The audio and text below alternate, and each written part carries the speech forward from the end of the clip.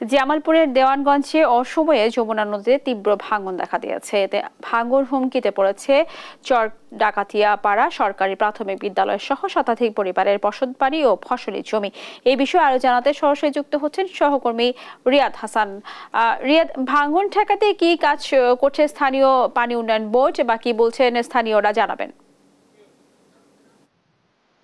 স্নেহা, ধন্যবাদ। আসলে এই জামালপুরের যে এই অসময়ে নদী ভাঙন, এই ডাকাতিয়া চর সরকারি প্রাথমিক বিদ্যালয়টি কিন্তু হুমকির মুখে রয়েছে এবং গত 1 মাস যাবত যে তীব্র ভাঙনের ফলে সর্বশেষ আমরা যদি আপনাদের একটু দেখাই তাহলে দেখবেন যে এই নদী ভাঙনের সর্বশেষ আপনারা দেখছেন যে একদম এই সরকারি উচ্চ বিদ্যালয়টি যেটি রয়েছিল সেটির কাছাকাছি কিন্তু একদম নদীর ভাঙন চলে এসেছে। এবং আমরা কথা বলেছি জামালপুর পানি উন্নয়ন বোর্ডের কর্মকর্তাদের সাথে। তারা যেটি বলেছেন যে 2বার তারা প্রকল্প করেছিল এবং কিছুটা জিও ব্যাগ ফেলিয়েছে, কিছুটা জিও ব্যাগ ফেলানোর পরও কিন্তু আসলে ভাঙন রক্ষা হয়নি।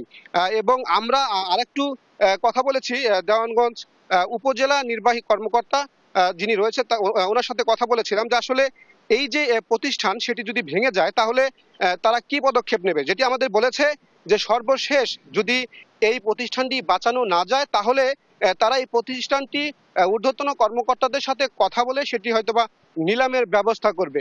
তো এই ছিল আসলে সর্বশেষ জামালপুরের দেওয়ানগঞ্জ থেকে চর ডাকাতিয়া সরকারি প্রাথমিক বিদ্যালয়ের স্থানে যে ভাঙন হচ্ছে সেই ভাঙনের সর্বশেষ খবর। রিয়াদ, আপনাকে ধন্যবাদ।